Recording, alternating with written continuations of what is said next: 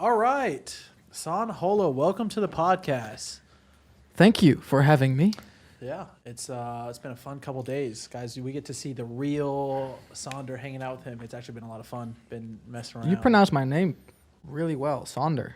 Sonder? That's we've really been good. we've been saying it a lot actually. Yeah, saying it a Well, lot. people call me Sanders or like Saunders, but you're pretty But good. you were San Holo until we met you. Now it's like, oh, that's Sonder. Just call me San. San? Yeah. San. Yeah, no, it fits good.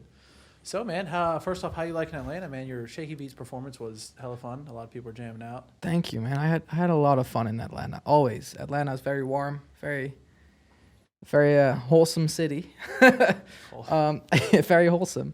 I had a lot of fun, man. I love Atlanta. It's fun here. And the best thing is it only takes me 6 hours to fly here from the Netherlands, from Holland. Really? Yeah. Really? I thought it was like 9 hours. Yeah, I thought it was like 12 hours. Oh, in 9 hours, yes.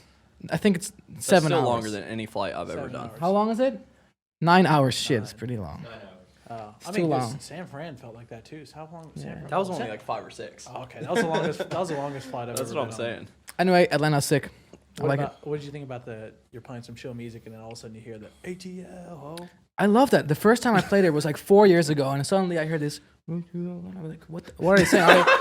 Are they booing me or something? I heard this random sound I never heard before, because in every city they're just like saying, hey, you know? And I'm like, what is this weird sound I'm hearing from the crowd? So I pull the fader down, and I hear ATL, ho. I'm like, okay. What's happening? I Because don't. we grew up with this, going to chill shows, like Where, straight yeah, up. where did it come from? Where Like does it come lo-fi from? shows will have like It's just people a screaming. thing people ATL. doing. It doesn't matter if it's dubstep, chill music. I think it's from a rap song originally. but It's I from don't a know rap. what I think it's from a rap But song. I the don't know. whole city knows it, and then it's not the city knows it. They like are pumped. Like people are pumped once the ATL. It only takes one guy. Yeah, You I go in know. the crowd. One guy says it. Everybody like piles I think in. every song I hear one person say ATL ho, and even in the quiet sometimes like I'm all sensitive, like playing guitar, and they're like ATL ho. That's what we were joking about, man. Like Fucking ridiculous. it's like, yeah, it's funny. I love ATL ho. No, that's fucking awesome, man. So you want to talk a little bit about your last performance? Because I mean, you were talking about how that was the first time that you had really switched things up. You want to talk about how it's going really from the DJing stuff to really playing a lot of stuff live and everything like that? Yeah, so I've always been more of a live musician than a DJ or a producer. I started playing guitar 14 years ago, and I switched to producing when I felt like I didn't really have any, like I couldn't innovate on guitar anymore. You know, I couldn't do anything. Everyone did the same thing. I was like, I'm done here. I can't be. My mind wasn't ready to innovate guitar, so I just went make beats, something completely different. I never did it before, but I loved it. But there's so much freedom, so much room to explore. And now I'm here, you know. It's been a trip. I've just been experimenting for the last 5 years, making beats, and people seem to really enjoy it. And before that, you were in a band, correct? Yeah, I was in many bands, and I did a lot of small tours through Germany, sleeping on the floor, playing for like 3 people in a trucker cafe. You know, I remember one tour I did with a band in Germany. We played at this trucker stop. How do you say that? Yeah. Trucker. Yeah, truck stop. Truck stop. And the promoter was like, yeah, well, you have to start somewhere. It's like, and we were all like, what are we doing here? These people hate us. But, you know, and as time progressed, I started to find my own sound, making beats. And I put the guitar down for a long time. For like 5 years, I barely touched the guitar. Up until the album 1, I picked it up again. I was like, why don't I incorporate this with the EDM stuff I've been making and the beats? And album 1 turned out to be this really interesting bridge between my past life as a musician, like the organic guitars, like singing, vocals, and the heavier, energetic EDM stuff with the build-ups, with the drops and stuff.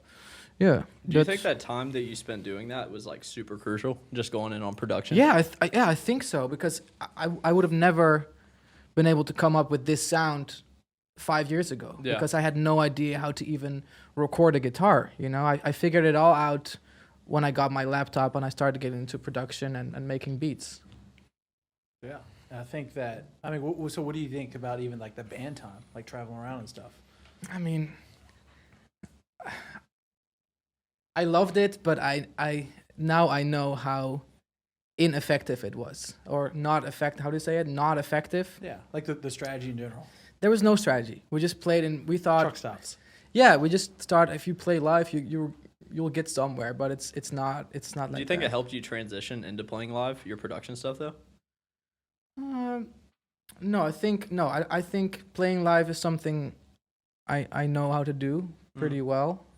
I'm an instrumentalist. I know how to play guitar. I know how to translate. If I hear a song, I can play guitar and translate it pretty quickly into chords and stuff. It's pretty easy for me. But the challenge was to get this EDM sound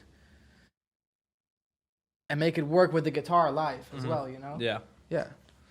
So one thing I wanted you to talk about, you could lightly touch on the story. I think it'd be funny before we transition. Is talking about. You said you played some of your tracks, some of your early tracks for your band. Remember, Where? you said you like slipped it in with them, and you were playing some of your EDM stuff, and they were like, "Oh, what's this?" Oh no! So what happened was, there's this kind of wall between EDM and like the band world. All the band people, when you say, I make EDM or I make electronic music, they're like, they have this idea of this guy pushing play, Yeah. or like, oh, you're a DJ. Dubstep. Yeah. Oh, you make dubstep. That's the biggest one. Yeah. And I've always just loved music for music, whether it's electronic music or band music or ambient or classical music. I just love sound and like what it does to my ears, It just hit me with those sounds. I want those sounds. And I remember when I dropped my first EP, a song Holo, 5 years ago. I was in Holland and I had a rehearsal later that day with my band, like a 10-piece indie band. And I remember I got into the rehearsal space and I heard them listening to the EP in the kitchen, which was kind of like attached to the room. And they all walked in. I put up my amp and my guitar, waiting for them to come back. And they came in and they looked at me. They didn't say a word. They didn't say nothing. They were like, and only the guitarist said, "Son, after the rehearsal, we've got to talk." They hated it. They loved it. They were threatened. They were like, they "Why are loved you-" the idea of me of being a guitarist and being in a band, but they just hated the idea of me making these demonic, like devil sounds from my computer. There was just like pure evil to them. All right, let's. Is it that one? Is it this one? Oh, we should definitely. Real quick. That was a good job, junior technician. I mean, senior technician. That's a good upgrade. Where are we? Did the battery go out? Looks like it. Oh. Thought we had batteries replaced before this. I'll just don't move. I would just No, not no, move. you're fine, man. No, it's It's cool. fine. I mean, we still have a Yeah, wide. dude, we still got we still have this. Yeah, shot right so the here. second your goes out, we have a wide on the back. That's so. the one thing that we haven't figured out yet is this small technical issue that we've been running into, which is It's not that small though. it's all good, This man. guy. We're good. 2 shots in, he's throwing shots back. Yeah, come on, man. We Love you guys. we got the green light. Wait, I got a question. These guys, they have to be a little not salty. Do you still stay in now. touch with them? No, Yes. they kind of get it now. They Like, get that's it. the They thing, have like, to. They're yeah, like, now they're like, that's the thing. A lot of people need to see other people like it first before they start understanding it, and like, which is okay, which is one of the most fun things of music to me is creating something that's kind of new and weird to some people, and then at some point they're like, wait a minute, okay, I see it. I the first time people hear new genres is like that. You just don't Yeah. really get it. You know Yeah, what but I'm that's what we talked about yesterday. Like that's a scary thing about creating your own sound and finding your own sound. The essence of that is finding something that's not there yet, And if you play music that's not there yet to your friends or your parents or your family, they're all gonna be like, "What is this? This is weird. Go back to your day job, Mhm. Go, but you gotta keep going. You gotta keep your own sound up, and then you will find people that like it, and then they tell their friends, and then more people join, and then you start a scene with your sound. That's what I have been trying to do. Yeah, no, I mean, I felt that way for sure with like the next episode, like early on. You know what I'm saying? You want to talk a little bit about like really that spree of like don't touch the classics and the strategy because For sure. I think that was very genius of like going back to like the old school hits, stuff that people could relate with, remixing it. Did you say don't touch the classics? Yeah. Yeah, exactly. Yeah, it's cool that you know the project name of that Hey, because bro, I had to do my homework before I get on this podcast, man. did you hear the remixes back then? Did you? Yeah, we well, did? yeah, we that's were how I was- listening to it. That's back how I then, though. discovered. Yeah, it was like it was a Snoop Dogg one. That's when I was Yeah. like, oh, that was the one that was like, who the fuck is this guy? Yeah. You know what I'm saying? And then that's when I started checking Yeah. like your So stuff out. so my friend said, "Son, maybe," because I really did not like making remixes. I still don't really enjoy making remixes because I prefer just doing my own thing, writing my own lyrics, writing my own songs. But then I was like, wait a second, I can make a remix and make it sound like if I produced it, as if it was my production. And the Snoop Dogg remix, I found a really shitty acapella on Google. I was just like, the next episode acapella, 320, but he didn't get a 320. He got like a really shitty one. And I tried to clean it up. And that's all I had. It's the one I used. Yeah. It's just a shitty one. Put it in my DAW Logic back then, and I started to put these chords down, my own chords, my own weird, sparkly stuff. Then I showed it to my friends. They were like, "Sounds kind of exotic," and they didn't really understand it. like when it but- was finished. yeah, I finished it, and they were like, "Yeah, it's cool, but it kind of sounds exotic, a little bit too exotic for me." So they didn't get it at all. Then we uploaded to YouTube and SoundCloud, and that's where it started. Did you expect it to do what it did? Because that thing went. How many Wow. plays is that now? It's at over 100 mil, right? Yeah, 200 million, but like it's across the huge, platforms, yeah. it doesn't really matter. But like, I remember when I got the first 1,000 plays. I told my mom, I was like, "Mom, I got 1,000 plays on this track." She said, "Cool." And then it just kept on going every day, 1,000, and then it was like 1 million. And it was like 2 million. Like I was like, okay, we're getting somewhere. And then I start, I called it "Don't Touch the Classics" because there was no cool trap remixes of those songs. Like I did Miss Jackson. I did the next episode. I did "Ride with Me." I did which one? 50 Cent. Yeah, in the club. Yeah. And I told people I'm gonna remix that song. I was like, "Don't do it, man. It's a classic." I'm like, that's a title. Don't touch the classics. And I do touch the classics because I want to. So how did the copyright stuff work with that? There's no copy. You, Well, you just didn't worry about it? Because at this point you can't do can't. that anymore. No. So do you think remixes are still worth it these days? I mean, with strikes and all that. it's a good Like, because question. I mean, dude, I got mine with 1 million plays strike down. Like it was nothing. 3 well, weeks after I uploaded it, it was well, fucking heartbreaking. That's why I love the old days of SoundCloud Yeah. because there was no rules. You could just put that shit out there. Is it still up on SoundCloud now?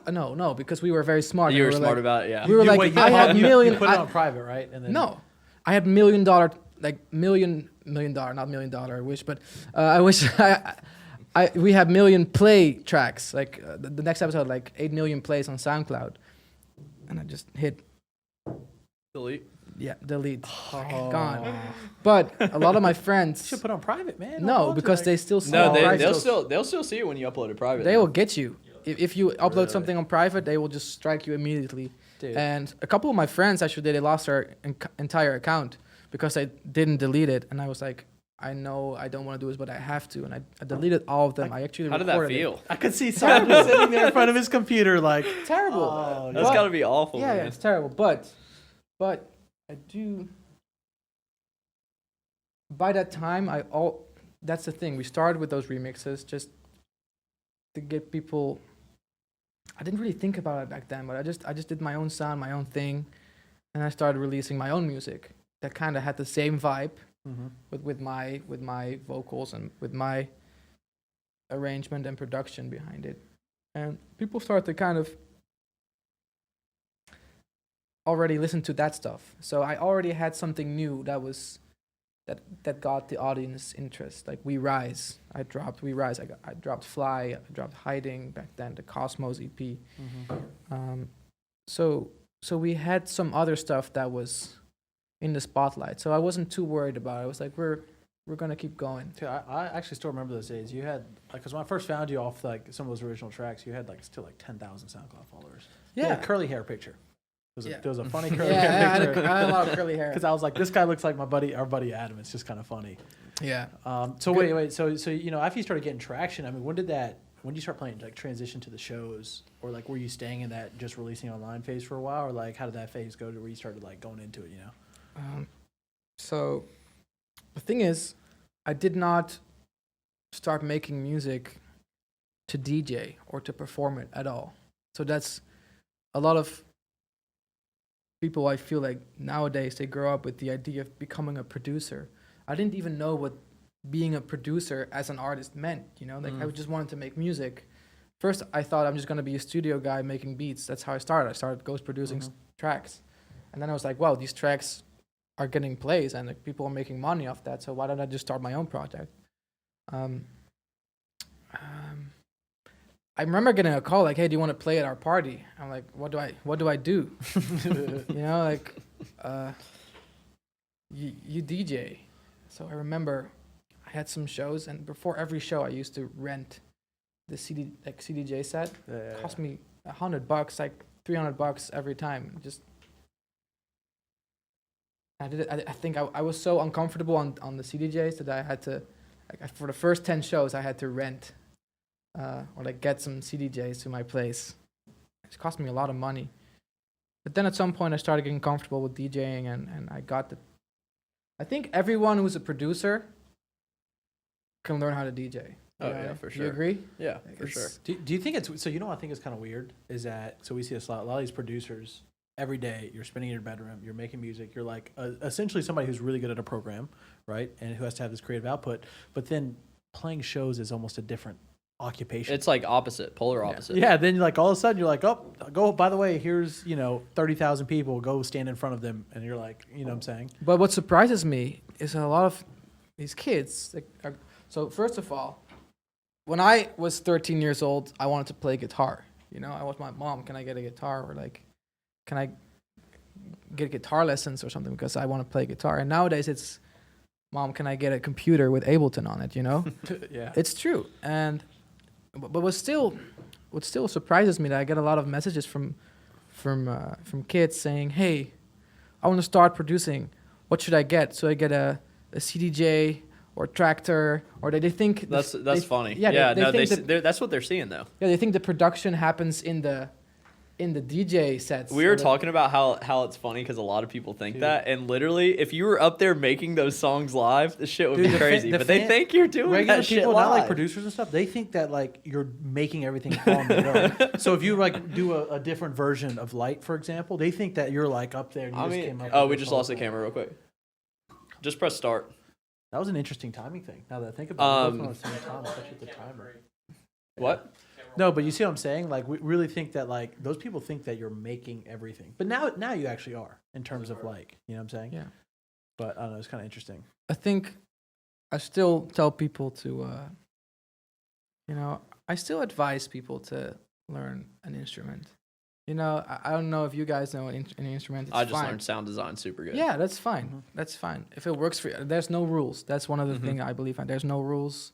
But I think, like when people ask me, how do you make your melodies? I can't really answer that because I've been playing guitar for years. I still think years even and if you years. don't learn an instrument, you can still make melodies and Yes. still have those things. Like, you still couldn't answer it in the same way because it kind of is just coming from whatever inspiration. It strikes is, you. yes. But if you have to answer a question, exactly. If I can, I cannot put it into like a word or like a phrase, like, oh, this is how you do it. No, because it's just a feeling that I got or that happened to me after playing guitar for years. Yeah. And that's how I view it. Yeah. That's how you probably approach it from a different angle. Well, also, I think after seeing you in the studio the day, especially, like, you can kind of whip out the melody, like, you know what I'm saying? Like, right out, like, when you start playing around. Yeah. I feel like a lot of producers sometimes are just guessing around, like, you know, like scales and stuff and kind of just fiddling with stuff till it gets there. But you hit pretty quickly on something. I feel like a lot of producers these days,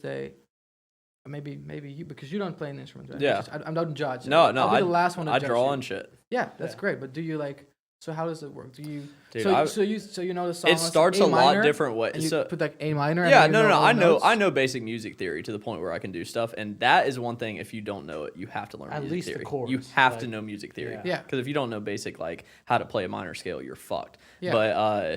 But I mean, the thing is that I feel like a lot of your songs, do they start a lot of the time with melodies and stuff? Yeah. For yeah. me, it's like it can come from a random one sound. Like I'm maybe more doing a lot of the sound design before I get the melody down, and then that sound might inspire a melody. Dude, I way hear a back melody in the- because of that. Yeah, way You know back what in I'm the day, saying? Drew would just start with the fucking first 30 hours on the kick, and then you're getting Yeah, on everything. no, that's what I spent a lot of time No, on. for me, most of the It's the songs technical start stuff. from either a chord progression or a melody. No, that makes sense for your production style for sure. But mine is more like it can just be kind of from anything, but a lot of the time it's like sound I'm also design more or different yeah, sounds. I feel I'm also more drawn to chord progression and melody more so than really complicated sound design. Yep. I mean, I really care about sound design. Also, seeing the way you work on that keyboard that you have is Yeah. completely different though, because that's like you are starting with sound design in a way. Do Even we though have that you're- keyboard here? Yeah, let's think pull it's in that that bitch room. out. Yeah, pull that bitch out real quick. Let's get that Let's thing get- going let's so get everybody him- knows what we're talking about Let's here. get Son doing some. How many times have you heard that since he's been here? I can do No, it. no. Can you make it more airy? Like more. Yeah, he's Because trying to get a little breath. your on voice is a synthesizer. Yes. It's the most complex, precious synthesizer you own. Because Okay, you here can we make go. every sound. Here we go, guys. It's happening live right Because now. you were like this. You were like doing this.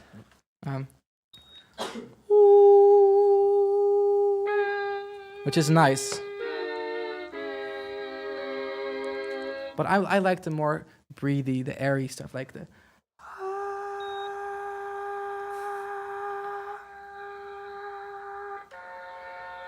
You hear the noise? Yeah, it has a little breath noise on it. Just go ahead and drop the hit from your next album real quick. No, I could do this for like, oh my god, I love. Oh God, what have we started? This might be the whole rest of the episode right here. And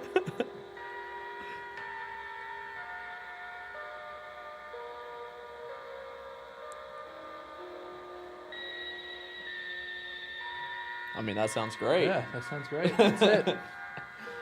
Son, you know what's funny? You know how many people DM'd me and Drew after they saw you with that, and they wanted to know the name of that? They're I like, think "What-" that thing probably got an extra 100 sales because of people us are like, yesterday. "What is that thing he's using? This How much is that thing?"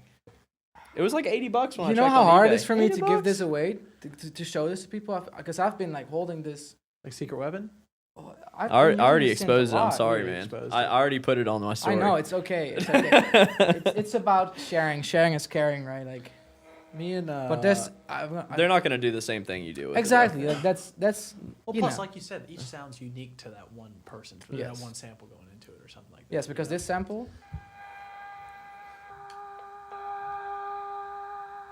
Like this, if I try to recreate it right now,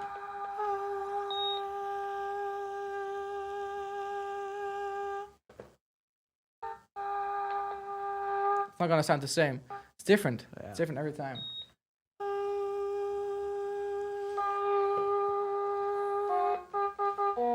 It might sound a little bit the same, but it's very different. Do you want to talk? I guess go a little bit into it because I mean, one thing we share in common, definitely love for lo-fi. You know what I'm saying? I listen to lo-fi all day. I don't even know a single artist in lo-fi. I'm just on lo-fi mixes, and a lot of your inspiration is coming from minimalism and lo-fi. Yeah. You But want this, to talk a bit this, like this thing is like 100.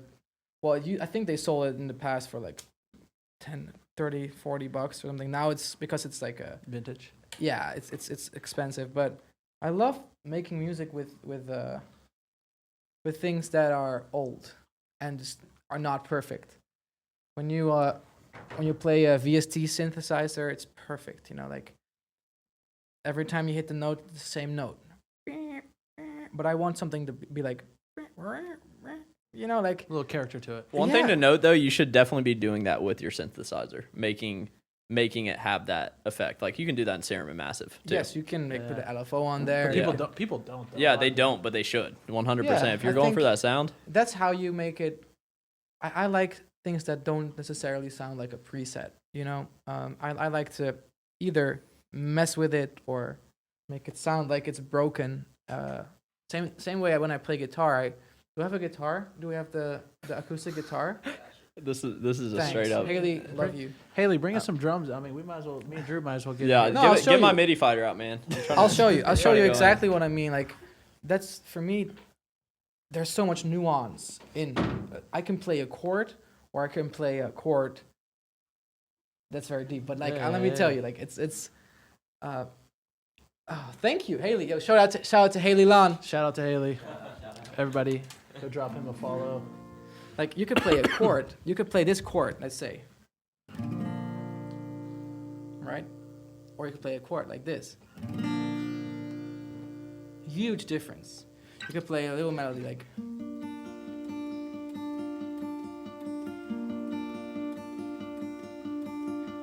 So this would be the preset synth for me. But what I want is this.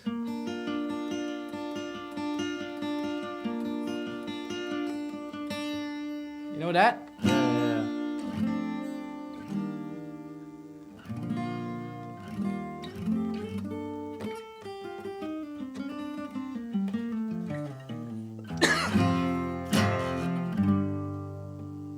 Drew's loving this. He's getting a little stubbed. Yeah, this is awesome little show. But no, I think that's incredible. And I mean, Drew, even recently, Drew was showing me like even some plugins and stuff like. Yeah, Vinyl just stuff. like isotope vinyl, just anything to get your Ways to accent it shit and- sounding bad yeah. on purpose. Oh, yeah, I love those plugins, like vinyl plugins, warbly plugins. Yeah. But the cool thing is to actually route it through an actual. Oh yeah, 100%. Cassette tape, Yeah, if you you know? have the ability to do anything like Yeah. that, anything cool that can add a little sauce. Yeah. I got a question, so I think you're going to give an interesting answer. What do you think about genres? Because some people put you in this like future bass, bubble. Some people put you in the EDM, and then the knuckleheads probably even put you in the dubstep genre, as we talked about earlier. So, what's your thoughts on like these genres and stuff? And how do you feel about Fucking future people- bass, man. Future bass used to be so beautiful. Future bass used to be about making something futuristic. You know what I'm saying? Yeah. It used to be about making something that was not there. Surprise the listeners. That's what my goal was, to make something that like blow people's mind in terms of sonic quality or like just doing weird stuff. And future bass turned into this SoundCloud pop. Like it turned into a trap snare, 808, and saw synth chords, and like the wavy. Yeah. Eighth notes. Yes, you know, like. yeah. And I mean, I think every genre has that. The same happened to dubstep. It starts with a thing very pure, and then it becomes a formula. Trap. Yeah, Trap it's and I think everyone, like, I bet Skrillex doesn't want to be called a dubstep artist. At this point, yeah. You know, and I don't want to be called a future bass artist. I want to be called Son. Like I make music, and I want to make music that's futuristic and is something new and something different than what people hear. Yeah. Have you ever felt like a little pressured maybe to have the need to go more mainstream poppy, but you don't want to because you want to stay pure? Have you ever felt that pressure, or like felt like, oh, those guys are making fucking pop, and you're like, Yeah, you know what I'm saying? Because you obviously could make that genre, like listen to your melodies and your vocals and stuff. Man, I think I could be. That's the thing. I sometimes apologize to my management. I mean, and they never say. They always say, "Don't apologize. Fuck you, son. You're doing your thing. That's great." And that's why I love them. Yeah, fuck you, son. Yeah, but I know I would be. I would be selling out more shows if I made radio music. It's just true. It's just if I made stuff that's like IKEA shit on the wall. I mean, I don't want to hate. I'm so sorry. I don't want to hate, but like, I feel like everything I hear these days is a genre called radio. I hear all the things I hear on the radio sound the same to me, and I've always listened to music that is different from like the mainstream, because that's what I'm drawn to, and that's when I've tried to make more commercial stuff just to see what happens, because I know this is very complex, guys. This is very complex because at some point you've had some songs that are successful, and then you want the next thing and the next thing and the next thing, and sometimes you get like A&Rs from major labels saying, yeah, well, maybe you should kind of change that song up a little bit, or get this different top line that's a little bit more catchy. And I could say yes and just go with it, and get million stream hits, millions of streams. But I cannot do it if I'm not emotionally attached to it. I have to be in the room with the person. I have to write the lyrics with them. I have to record the lyrics with them. I have to be so involved with the entire process for me to feel anything. Mm-hmm. So that's just how I am, and I hope to some people that shines through. And what if you went and did that whole process that you just talked about, in the room with somebody, recording, whatever, and it did come out poppy? Are you okay with that? And you still love making the song? I think so. Yeah, I think so. I think I will always kind of get my way to get my sauce on there, I can't get my sauce on a vocal top line if I get it sent from a random A&R. No, that makes sense for sure. You know how the industry works. You get publishers, and they send you a weekly list of all these songs you can pick from, and you're like, oh, this could be your song. I mean, this is probably this is like revealing to a lot of people. Let me tell you this: there's a lot of songs that you hear on the radio that are just like written by 100% written by all other people than the artist that's labeled on there. Mm-hmm.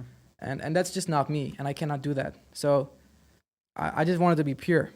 Would you work with somebody that is considered like a mainstream pop act? I can't think of an example. I don't want to call anybody out. Say Ariana Grande. If it was in the studio working with her. Oh yeah. If it's genuine, I mean, it's real. If it's not about clout or money. What if you don't get any of that? No. What do you mean? Like A&R. Whoop. It's on Holo. We need you. You know what I'm saying? Depends. If they want to work with me because they love my stuff and they love my vision on music and my things I can add, then yes. But I've just had a great example. Someone wrote a song for someone, and they were like, yeah, I love this song, let's put it out. And then a couple of weeks before the release, they were like, oh yeah, we're gonna go with someone else because that person has more Instagram followers and we can market it better. God. It's That's really it's what the industry is, and I don't want to be a part of that. I want to be a part of the industry that cares about actual art and artistry, and everyone's motivation to make music is different. So I will not judge anyone if you take a different route, because that's you.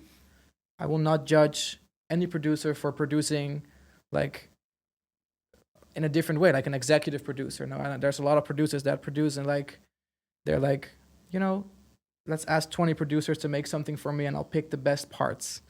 That's fine. If that's what you want to do, I have respect for that in a different way. But I connect mostly to the people that lock themselves up in their room, crying in a corner, trying to make a snare sound right, Because that's just the passion that I have. And yeah. Was there a moment you went from like releasing your first songs, like, because like you had some pretty big collabs on album one. I mean, they were big, but like they were not like the biggest artists on there, which we could have gone for. But some of the singers are pretty big, I would say. We got Bipolar Sunshine and stuff. Bipolar Sunshine specifically. I love they're not like pop mainstream though. They're not quite like. Well, the thing is, the only reason why that happened is because we met at Coachella. We hung out and I worked with him in the studio, which was my Airbnb, literally on the kitchen table and a microphone. We wrote the song together. We recorded it on the same day, and there was just such chemistry and realness and genuine energy going on.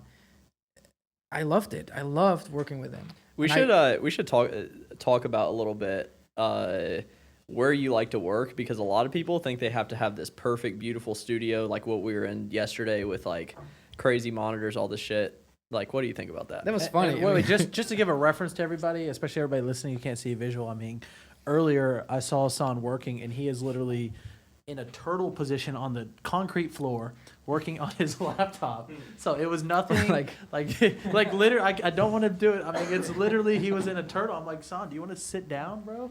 I was like, no. He's like, I'm fine here. I'm like, all right. Don't talk to me. The creativity. You know what I'm saying? Yeah. I hate working in studios, to be honest. I'm sorry. I know you guys took me to the studio yesterday, which was a lot of fun. Well, that was also for the good B-roll, the good content, For the secret project. Yeah. For the secret all project. all Secret that sauce. stuff, secret project that we have. No, but like Booty shushing for everybody who didn't see off screen. Booty gave us he gave us a little.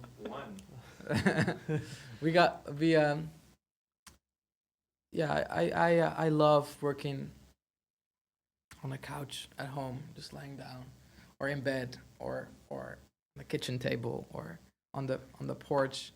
Not in like this dark studio that's like got a timer on, like, oh, you gotta leave in 3 hours, and we're paying $100 every hour, like probably more. Yeah.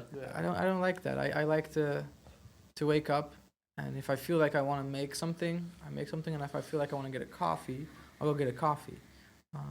That's, you really don't need. I mean, I've got a lot of songs that I recorded with a MacBook speaker, MacBook microphone. I literally just sing into the microphone, put some autotune on there. Yeah. We'll fucking love that, man. Yeah, I think mean, that's I've been awesome. doing that for years I too. mean, just low key, one of the early days Cymatics packed. I mean, Drew mixed a lot of it in his Apple earbuds, and it sounded fire. Yeah. Very early days, like fucking just, Yeah, being scrappy. and I think that's ultimately what matters. It doesn't matter if you have the perfect mix down or the perfect master or the perfect song, as long as it's genuine. And that's what I care about. I feel that when I listen to an artist, I know, okay, this artist is deeply invested into this project, every part of this project. And that's some things that sound like shit sound like the most beautiful thing in the world to me, How I'd important rather is listen- it? Go ahead. I'd rather listen to a vocal that's not perfect, that's like kind of, you hear, and it's recorded on a very cheap mic, but they mean it, than a very slick, polished studio recording. Yeah, I think that's why people used to love. I'm gonna say the old SoundCloud. Yeah. Finding all that shit, where it's like, oh, I found this guy who's got 2,000 followers, but he's got fire music. Absolutely, yeah. How important do you think it is to like switch up spots too? Not just like do you make music on the road a lot? Like when you're out touring and stuff, or you making music I think it's constantly? all the time. All my ideas are. I think I wrote "Light" in a airplane. Yeah, I was in an airplane and I wrote the. I think people need to hear that though, because they get so obsessed with, I have to sit down to this exact spot and work on music, and they use that as an excuse. I need this spot. Well, I mean, everyone's different, right? Like, so, me, myself, I work whenever I feel comfortable. When I feel like I'm not stressed, I don't have to do anything per se that day. That's when I make the best stuff. But, if maybe you feel like you have to be in a studio, that's fine. But like, for me, it matters. This is what matters. Find what works for you,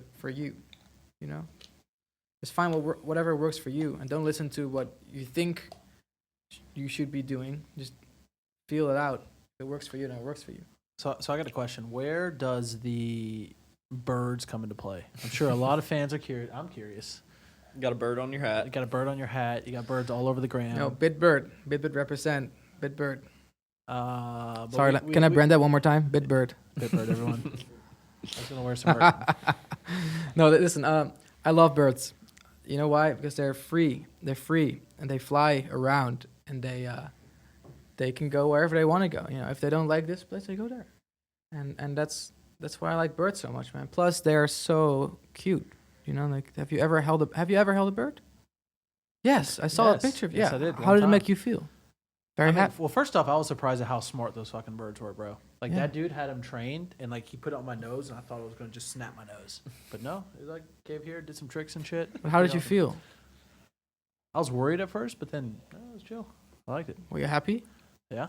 Yeah. I don't know if I had a deep connection to you. I'm not like this bird, and then like, I just love animals, man. I love all animals. yeah. And I need everyone to love all animals, because, I think maybe initially we are also animals. We're just very smart. 100%, man. Well, actually smart. We're kind of stupid animals, but I feel like some animals are smarter than Yeah, us. we share 99% or whatever the hell it is. Like DNA with like chimps, it's like crazy. We're not that different, like genetically. Not at all. And I think you know, if we were all chimps, we probably wouldn't destroy the world in such fashion as we're doing now. But let's not talk about that. We're too smart for our own good. We're too smart. Yeah, I think so. We're very smart, but also very stupid at the same time. We're very greedy. and Yeah, but it's smart. It's a different kind of smart. Yeah. It's a If you look at it like that, we're actually not that smart. If you zoom out, what we're doing to this planet and to the animals. we're smart for personal gain. Exactly. We're extremely smart, and then just sometimes completely like dumb. Yeah. Even like like there's stuff that people do all the time that they know is bad for them. Yeah. Obviously, obvious things like smoking cigarettes. Yeah. Humans can drinking create alcohol. crazy infrastructure, do all this stuff. Internet, you know what I'm saying, develop these crazy algorithms, and then also can't stop doing something like smoking Yeah. cigarettes, which is very interesting. You know what I'm saying? I mean, humans are just super susceptible to anything that makes you feel good Yeah. compared That's to true. animals. Yeah. I think we're always looking for that spark, that one thing that gives us something. That's why you know? just drank some coffee. Straight Yeah. up. pure coffee. Yeah. So This is drugs to me. Coffee is drugs. Yeah, it is. So I'm Straight telling up. you. So wait, real quick. So we got everything from we got coffee, alcohol. A lot of producers like to smoke weed. Is there any like? What's your preference? You like being zipped on coffee? Or are you just mean- like usually mostly sober on the road? Do you ever get, you know what I'm saying? Just Oh man, yeah. It's, I'm very smart. I'm very responsible. I never black out, and I always make sure I have my hotel key in my pocket.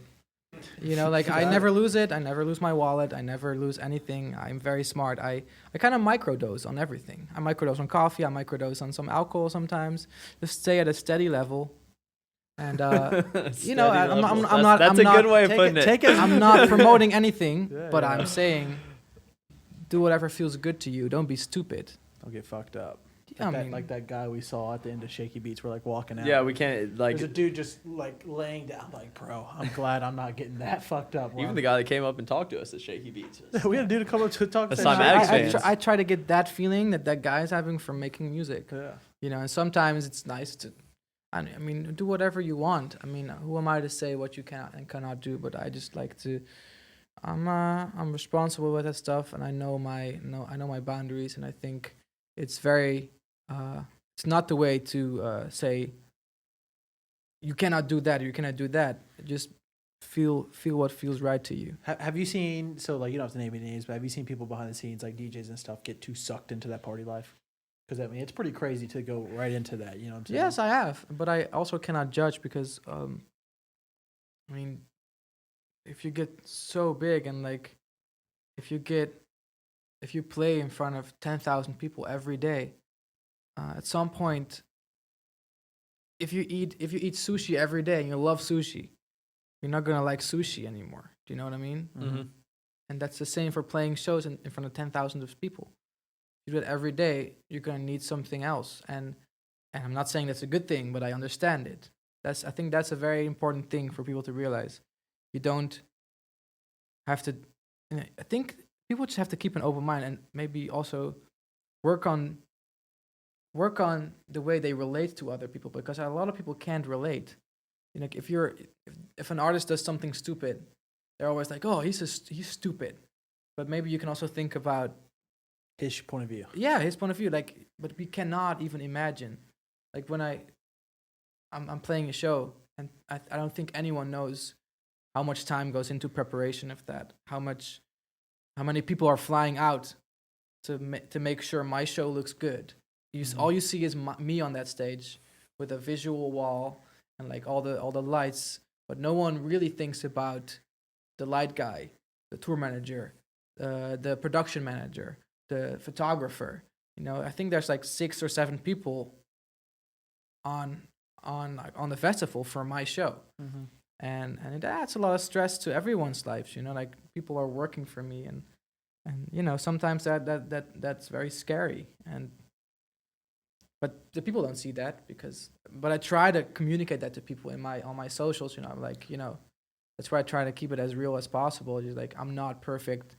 I have a lot of people working with me. I have a lot of flaws, you know. I'm a stupid son sometimes. Yeah. No. So I got a good question on that. So a lot of our guys are in the situation. A lot of these producers, you know, they haven't made it. It's just them still in the studio. Do you think they should be hunting down a manager? Like, do you think that's like the best first move? If they're 'Cause- ready, if their music is there. Yeah, let's say their music's there. They got some Let- good tracks and stuff. Let's good example honestly might be Sim. Somebody like Sim. He's a great producer. Yeah. Do you think he should be going out? Somebody like that on that level should be going out. Oh, And finding a he's manager. also very young, right? Yeah, Sam, he's I like think 19. Sam, I think you need to go ham on Instagram. That's what I think too. But Don't think, touch the classic style. I think I personally rather have a manager come up to me than I would go up to a manager. Because if a manager comes up to me, you know this guy is interested or this girl is interested in working with you. I'd say you first have someone work for you for a while. Don't sign anything yet until you're sure, oh, this is a soul I want to work with. Because there's a lot of people with big talk that can't do shit, you know? Make them work for you. You're the artist, so own that and have someone work for you for like, you know, a year, half a year, whatever feels right. And if that feels good, then you can go to the next step, you know, become an official. You can have that guy or girl become an official manager or whatever. But I personally like it when people come up to me. I don't like coming up to people to say, hey, check this out, or manage me, or is that what you and Booty did? Like Booty hit you up? Booty hit me up. Booty hit me up, and we had coffee in Holland, The Hague. Tea, actually. You had apple juice. I had apple. Shit. Apple juice. Jordan. I was on the apple. Jordan. Every day we go to Starbucks, he gets apple juice. Oh, well, if that was different times, I was still on that apple juice life. Apple juice life. That needs to be an exclusive T-shirt for this episode. Just apple juice life. But yeah, it was very organic, and I actually sent my stuff to multiple labels already. And they were all like, yeah, it's cool, but maybe you should change that. Maybe you should change. And he was kind of like, you know, let's put out this EP, and it worked. You know, it people were vibing to it, and yeah, that's what happened with me and Booty. It just felt very organic. He came to me. I was not like I didn't have meetings with a bunch. I'm not saying like, hey, Wait, do so whatever feels right. I'm not. And this is my story. Is not the truth. But was your songs out there already for him to see? You know what I'm saying? Because The remixes, a couple of remixes were out, and I think a couple of originals were out. But for the most part, he was pretty early, and I think I had no idea about releasing music. Because that's, for me, music is about creation, and that's all I cared about. I didn't care. There was no Instagram back. I think Instagram just started back then. Maybe it was kind of, I was on there for a year or two. Didn't really know anything about it, how to promote a song, how to even release a song on Spotify or something. Only thing I knew was upload to SoundCloud. That's the only thing I knew. That used to work. Yeah. That used to work, you know? Yeah. Nowadays, the newsfeed is trash. Like, SoundCloud never, so, like, you got to think about it. Facebook, you go through the newsfeed. Like, you know, Instagram, people sit through the newsfeed all day. Nobody sits through the newsfeed on SoundCloud. It's trash. They didn't perfect the algorithm at all. To be honest, even the Facebook newsfeed, Instagram newsfeeds are like nothing to me anymore. Yeah. I just do my thing, and I just do my stuff, what I want to do, and I have genuine conversations with people, call people sometimes, say, hey, or text them. They do wreck the public, though. Like, the general people. Like, I see people scroll. Like, I mean, dude, people will scroll through all day, like, Yeah. people literally spend especially the all Explorer. day. Yeah, All day. That's why. 2 hours a day. Yeah, that's why. You know, I actively try to not do that, but I totally get why people are doing that because it's addictive, and I don't judge anyone who does that. I love you all, but I've gotten to a point now where I feel comfortable not doing that anymore. I focus my time on something else, but I totally get it. Yeah. It's so addictive. So, one thing I wanted to squeeze out of you was, like, best/worst. Squeeze it out of me. Yeah, squeeze it out of you. I I'm gonna- visualize that. It's so I've been waiting for this disgusting. moment. Squeeze it out of me. God damn it. Is that something you guys say in America? Let me squeeze this out of you. That's like You- something you- if you're getting like interrogated by the fucking FBI, they're gonna squeeze out of you. Squeeze out of That's you. what that means. This is the moment. Hey, Jordan, this is where you have to get the manager out of here. No, something I think would be really cool. I'm sure you have a bunch of these, and it'd be kind of interesting to hear. What's like your best and worst like tour story? You know what I'm saying? So, Oh my god, guys! start with whatever one you want. Maybe I have to pick one that I can talk about. Yeah. I mean, nothing like something like crazy shit, but like, what is something that the fans out there being like, that happened? Deadmau5 had a story about his plane. Like, he missed a plane by 1 minute, and he was running as fast as he could, and they just shut the gates, and they were like, sorry, we can't open it. And then what had happened is that literally a couple minutes later, there was a loud like sound outside, and there was literally the plane crashed. And everybody died. And everybody No. died. Yeah, 1 minute. It's on the H3H3 podcast. You gotta listen to it. It's a crazy story, man. And if he would have It's been nuts. 1 minute there faster, My Lord. that thing would have fucking he would have been done. I don't know if you have a story that crazy. That's pretty top tier for crazy stories. Well, Deadmau5 is Deadmau5. Well, you know, after like, all. it's just, start with a good story. We'll start with a good one. Let's start with like positive, what's like good something vibes. that happened on tour. You're like, this is crazy. You know, awesome. Well, I mean, the craziest thing is just still to me that how, you know, the most beautiful thing about music to me is how you probably have a song that you hear and then you think about a certain moment in your life. Mm-hmm. And I've talked to some people that listen to my music and they're like, this song, it's just a beautiful. I have so many. I have bands that I listen to every day when I went to school, biking to school, listening to them in my ears, and to realize that my music is that for some people. You know, they link a certain holiday or a year in high school or all their years in high school to my songs. I'm like so humbled with that. That's the most beautiful thing, is to be part of someone's memory, and that to me is a very. I know that's not really a thing that happened, but that to me is very important. That's Important like moment in your career. it's just realizing that. beautiful to the realization when I had that, like, oh wow, my songs are part of someone's memory. It's huge. There's no words for that. You know what I mean? That's what inspires me the most, when there's no words for what you want to say. That's when you have no words. That says a lot. That's the deepness from Sound Holo. If you have no words, that's good. All right, then we're All gonna right, go. so now we're trying to hear worst tour Yeah, story. we need a Complete tour story. opposite. I love that song, but like I That said, was a I'm beautiful squeezing. moment. We loved This is it. Steven squeezing. I need a story from a tour. Like, you were on the bus, crazy guy comes up, and you have to fight No, him. I got You and this. Haley. No, I got You this. and I might have to get Haley in here because Hey, Haley's like. remember Haley's like, I Remember got some stories. Booty knows some stories. It could be good or bad. I want to hear stories. Remember that We're time getting- that we're a getting girl Haley got on here later. arrested? The girl got arrested Here we outside go. the bus. Here we go. She jumped out of the police car. She jumped out. Oh, that's the one. How'd she do that? I don't know. So okay, so we were playing a show in, where was it? Charlottesville. Charlottesville, and apparently I looked at this girl in the crowd, you know, which is what I do sometimes, you know. Sometimes? Looking at people. Girls, guys, I just look at people in the crowd, you know. Sounds logical. And this girl was at the balcony all the way in the back, so I couldn't even see her face probably. It was just like, what's up, everyone in the back, you know, like. yeah. And this girl was like, after the show, we had some drinks backstage. It was a great vibe. And we all went back to the bus, and there's just this girl standing there, looking around, and we tried to get in, and first my crew went there. She wouldn't leave. She would stand in front of the door. She would not leave. Then my crew went in there, and she just kept knocking on the door. She kept knocking on the door. It was like. She got in actually at some point, and I was like, "Where's Son?" He looked at me. He looked at me in the crowd, and then we had to call the cops because she just wouldn't leave. And I got into the bus and I saw how they arrested her. They said, "Ma'am, you can leave now, or we gotta arrest you." She did not leave. So they arrested Son. She was on I'm a so mission. sorry. I don't know who you.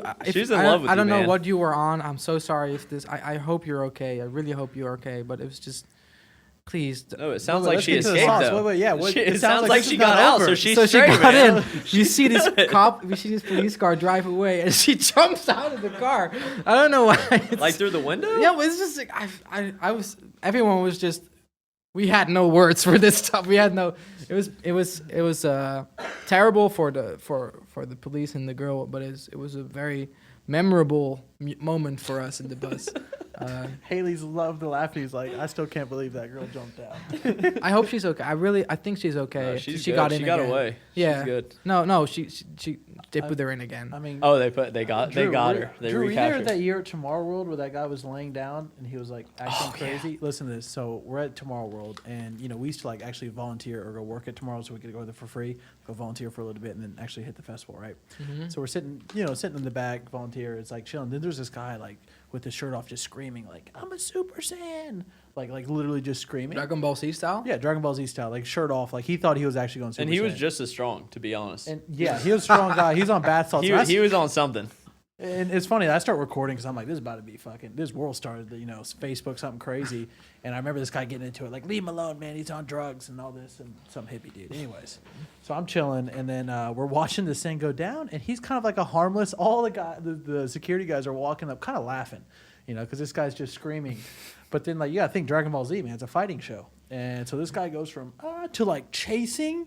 Like, And just fighting everybody. And then all of a Fighting sudden everybody. it became like a whoa, this thing's like hella serious, dude. And then Nobody could hold him down. Nobody can hold him down. I mean, this dude, have you ever seen the dudes that get like pepper sprayed but they're on drugs and they can like withstand it and stuff?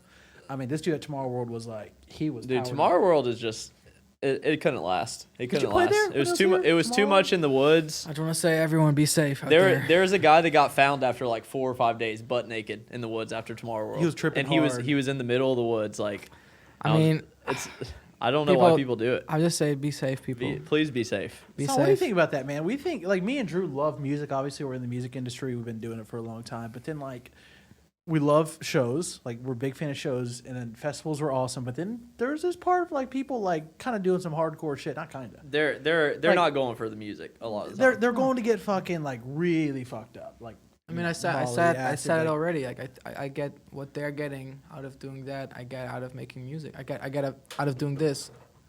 You know. That's what I get from this. This is what I need. That's all I need. Everybody who's on the Molly, who's taking acid, I mean, like- crazy, get one of these things, and this is all you need. About drugs, if you want to talk about drugs, I think I mean, do you think it's crazy? I just like, drank that some people are- coffee. I think to a certain degree, coffee is a drug. I think candy is drugs. I mean, I just Alcohol. smoked a joint a minute ago. Yeah, And- it's definitely drugs. Alcohol I was hoping you'd hit is that, by the a way. hell of a drug. I didn't offer it. I will not tell you what to do. I will also not tell you what not to do. I'm just saying, be safe and I be- respect that, man. Be very safe. I think, when you drink coffee for the first time, you're like, wow, I've learned something from drinking coffee and from drinking a little bit of alcohol sometimes, but I never use it. Don't abuse it. I won't advocate anything, but I'm a real human being and I know what life is, and I'm just saying, be safe and be very smart about it. Surround yourself with good people, and just for the 5,000th time, be safe. That's actually a huge Take one. care. Surrounding yourself with good people. Yeah, That's like probably not just with drugs. I feel with like a lot of everything. people feel like they have to be something or do something to be cool or to and you really don't have to do any Yeah, of if you're that. with the right people, they don't give a fuck. Did you ever have to have certain friends that you had to let go of that maybe were still stuck in a certain lifestyle? Because me and Drew, we've had a lot of friends where we had to move on and find other people like when motivated. I was still skateboarding, we just hang out every night. We were doing tricks, and at some point, everyone just got high all the time and started destroying trash cans because they thought it was fun. I was like, guys, I'm not about this. I just want to. I skateboard because I want to do the tricks, not because I want to destroy trash cans and do stupid stuff. I want to. The same reason why I make music, because I care about the music, not because I want to go fucking ape shit. Dude, Drew's a skateboarder. Dude, You yeah. skateboard like you know how to Back in land the a kickflip? Yeah, I mean, Just dude, good. I've done pretty much every small activity that you could possibly think at some point or another. Yeah, but he was into skateboarding like Yeah, hard. I was pretty into skateboarding at one point. Could you do a When I was- kickflip? Yeah, and probably not now. It's been 7 years. I'm definitely Would not you- doing it. Could You want I me to think- go outside and do one right now? I Well, think have you ever recorded no. a video of you doing kickflip? I mean, yeah, like Yeah, no, forever Drew's ago. like- Yeah. Me too, yeah. 13 Then years I guess old. I guess that's for me always the question. Like if you can do a kickflip, you know how to kind of skate. No, yeah, I used to be especially into like vert skating. Oh wow. back in the day. I was very scared. There's of an that. awesome skate park like right down the street from here. I'm very scared of spurts. Like I always. Wait, have you ever dropped in? Can we get content, San dropping in for the first time, and we get the whole sequence of like the fails and then you making it? The first time I did was the last time I did. It would be it would be an inspirational moment for everybody. Would you tackle that for the content fans? for the fans? There's no food, but I remember I went in, landed on my back head, and We'll get you a helmet. and my mom had to come pick me up. So I don't want to. Dude, I can't do that shit, man. You're too hurt. I felt one time skiing, man, broke my collarbone. I'm like, some extreme shit. I'm just like, I can't do this. But I do have to say, like, skateboarding, the freedom of it all, like going outside with your friends, music is the same for me. Like making music, sometimes with friends, adding their energy to it. It's the same kind of thing. I would still skate right now if I didn't have so much other shit to do. I think Flume's a skater too. No, he's a surfboarder. But he still can. I've seen him do some like skate shit. I mean, if you surf, you can skate. Yeah, you're Usually. probably right. But Hey, Can we with the skateboarding? If you check out Rodney Mullen, yes, Rodney Mullen is Rodney Mullen to me is future bass. Oh yeah, You know what I mean? and until it got ruined. Well, like I think he feels like the same. He doesn't like to be called a freestyle skater. He just like to be. I mean, called a now skater. though, Instagram is like push forward, like stuff like skateboarding has Yeah. made Instagram or like basketball, pretty much any kind of sport thing is Or- taking it to the next fucking level. Or skill, like dude, Yeah, it's- just any skilled thing, like guitar, whatever. It's crazy. It, may be. It's crazy I how mean, much shuffling, like how much it dancing. changed. Like It made life. everybody level up so much Yeah. because they're all competing with like everybody else on the on Instagram. But also important to not get stuck in that because sometimes the nuance gets lost. oh yeah, You for know, sure. The nuance gets lost. It's like a double-edged sword a little bit. You know what I'm saying? Like Instagram's a great platform, but then also like you got to work on your craft, not just the Instagram. Yeah, you told me. You said you gotta. It's just a different language. Yeah. You know, social media is a different language, but it's very important to realize that it's not the real world. It's the social media world. you know? Especially each platform's like a different place. You know what I'm saying? Like Yeah. for example, like what we did with Light, that we're gonna drop that little video. Mhm. That's not what you put on Spotify. It makes no sense to have a song cut up like Yeah. that. You know, but YouTube maybe. You know, Facebook probably do pretty well.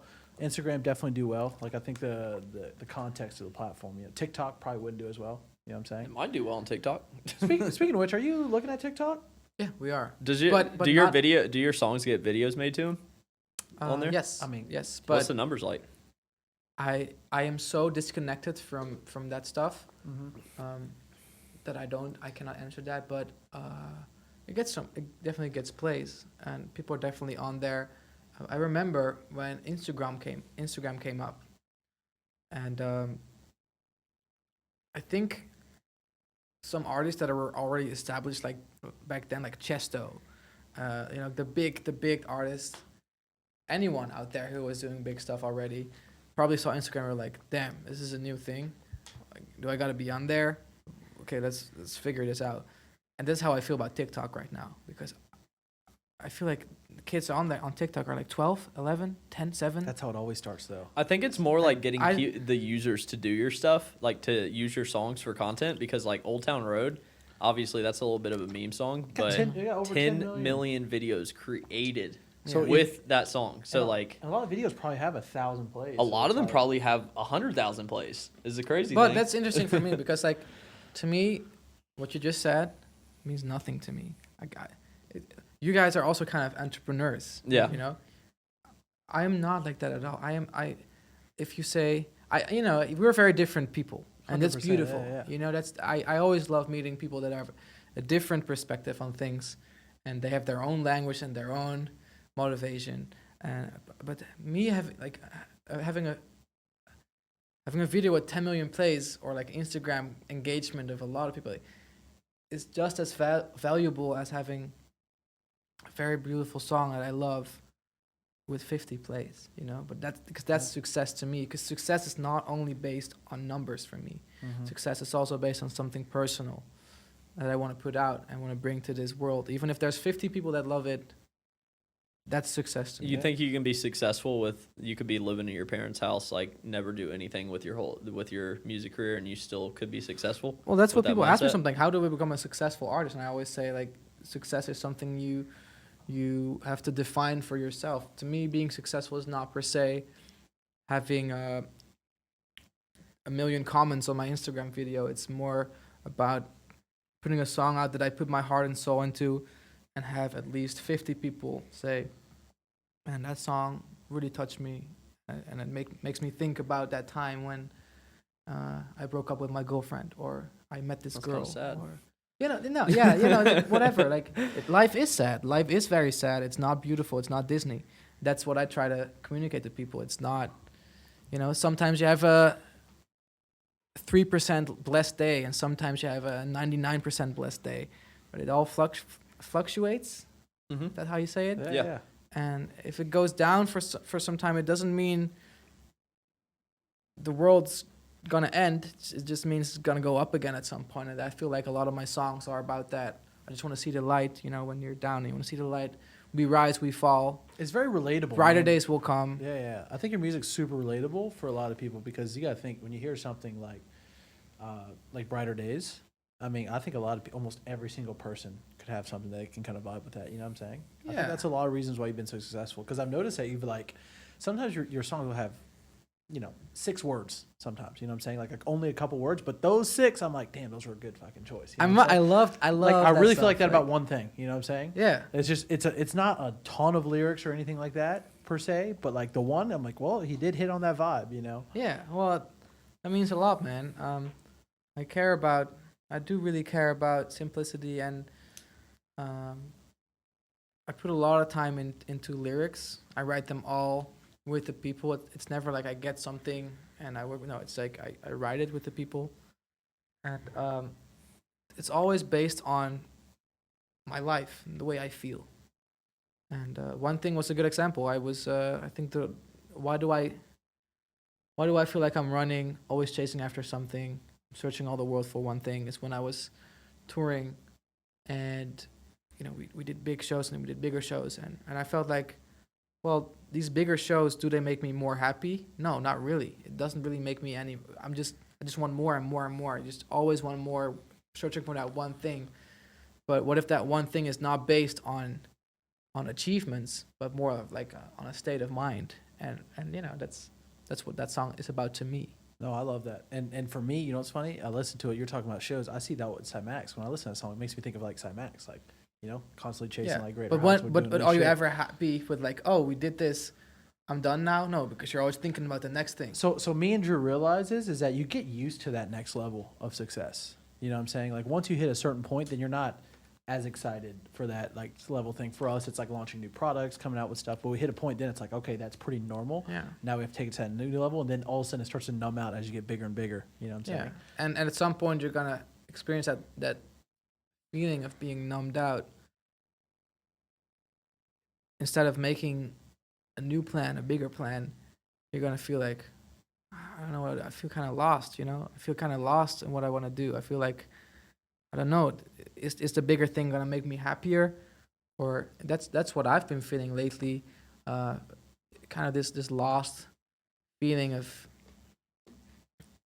being, not really knowing what happiness means to me. What's the definition of happiness? First I thought, oh, it's doing music and having people sing to my songs and bigger shows and bigger crowds. And but then I realized that wasn't happiness at all. And I'm kind of still looking for that. Like, what is that? What do I want to live for? What motivates me really in life?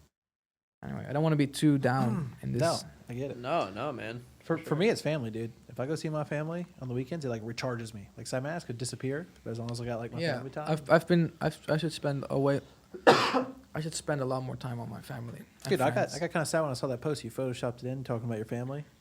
Like being. Yeah, home. my Like, my damn, grandma's bro. birthday, and I had to be at a show, and I couldn't be there. The thing is, I could be there if I just canceled the show. It's all like.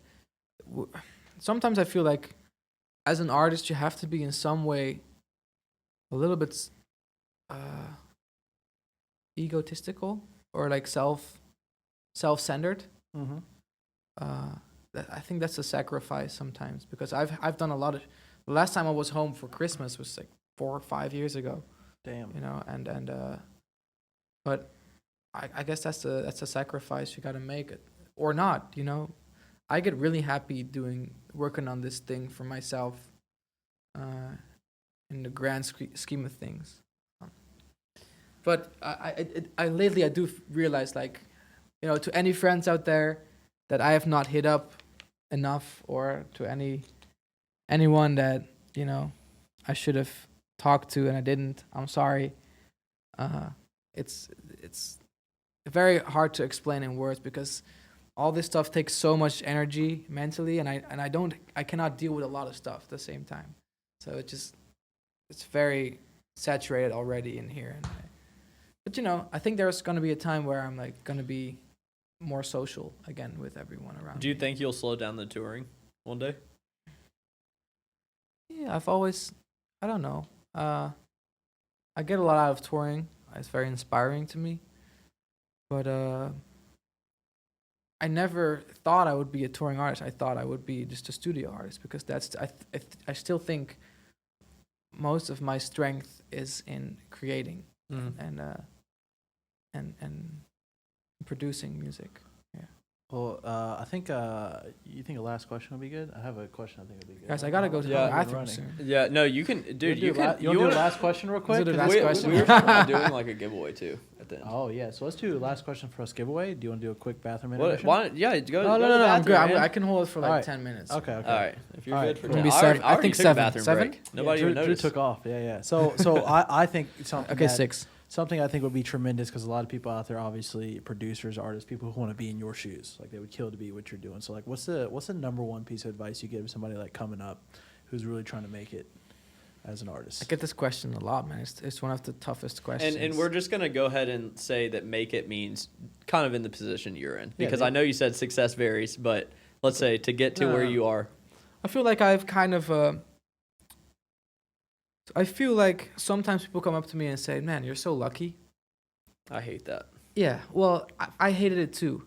I've realized that to some degree it's luck. To some degree it's about being at the right time, the right moment. But I feel like you create a lot of lucky opportunities for yourself. Mm-hmm. You know, like you create all 100%. these moments where you could be lucky, and you just gotta work your ass off to make those opportunities happen. And if you don't, and maybe you have one opportunity and that's not gonna make you lucky, but maybe if you have 30 of those, you have more luck to get lucky. You know, Yeah. like you might have, yeah. And for me, I think that's what happened. I worked on a lot of. My manager found me because I was doing this Dutch hip hop project that really did not took off. We had like 1,000 plays in total after a year of working, releasing music videos. Nothing happened, but he saw it, and he was like, "This beat is dope. I'm gonna hit up this guy," you know. So even though you gotta have the passion, and I would still be making music right now if only 50 people will be listening, you know, because I love making music, and I feel like you gotta find something in your life that you feel passionate about, and sometimes you don't know yet. Maybe it'll take years and years, but at some point you will know something that really moves you. Go for that and just create those opportunities for yourself. So do you think, real quick, one last question? Do you think you should just be putting shit out there? Just start putting, I'm glad you asked this question because that's actually what. because people are scared to upload. They have their desktops saved with all the music and they will not upload. I mean, dude, I have 100, 200 unreleased songs from back in the day. I thought the same way. You know, it kind of, we talked about this earlier, but I feel I feel a lot of creative people, artists, painters, musicians, skaters, athletes, whatever. Because I feel like athletes are very creative, but I feel like we all start out copying someone. I started out playing guitar copying Jimi Hendrix. I started copying Stevie Ray Vaughan and John Frusciante from the Red Hot Chili Peppers because they were my heroes. At some point, you have to realize, am I going to spend my life copying someone, or am I going to do something that sounds like me? And that moment is very important. You got to sound like you. And that's not easy. It might take years, or 5, 6, 7 years. It took me like 6 years, 7 years to really find my sound. Because as a producer, specifically as a producer, you most of the time, even though I do sing, most producers don't have a voice. You know, if you're a singer, you have a voice, and that's your sound. But a producer, you have to find your sound, your voice, in the way you produce things, the way you mix things, to master things, the sounds you pick, and find that, and be different and weird. And everyone will say you're weird. Everyone will not believe in you, or say your music is not something they can listen to. But if you keep going and you believe in yourself, and you create these opportunities for yourself by working every day. I mean, I didn't go out on holiday with my friends. I just spend all my time working on my laptop in my room, playing guitar, producing beats, because it made me happy, you know? Just go for that. And at some point, I hope an opportunity will arise that will get you to the next level. And if it doesn't, you probably won't be sad because you're doing what you love. That's me. And if you're doing what you love for long enough, you probably will make it happen. Straight up. Yeah, I think most, so. Most of the people that I know that do what they love for 10, 15 years. How long have you been producing? Like 10 plus years. But Yeah, I've been and doing you're still like kind of a because you little love of it. everything for Yeah. however long. So Because you love it. yeah. I know a lot of people are like, yeah, I started producing, but I quit because, you know, I didn't really get anywhere. But like, if I didn't get anywhere, I'd still be doing it because I love making music. Yeah. You know? Awesome. I think that's a great point. Hey, Pop into the closet. Let's get a out giveaway the going. closet over there. Hey, Booty, can you grab the HS8s? We're doing HS8s? Yeah, Let's do do the fucking speakers. 8s, bro. Let's do Yeah, the get big some boys. 8s. Yeah, we're about to give away some sauce. You guys want to get both? Get just one pair. Yeah, one pair, two speakers. Not the guitars. Do you want to do a guitar too? We can do a guitar too. You get a guitar too. Not this not your that custom, one. your custom guitar. Definitely not Let's do that it, one. fellas. We are not done yet. We got a giveaway coming. Where are we going to put these? Just put them right here. Oh, holy shnikes. Check that shot, Alex. All right. Yeah. Make sure we're not fucked here. All right. I guess it's not a big deal. Just get it out of Steven's face a little bit. Hey, you guys. Yo, watch the keyboard over there. It's coming down.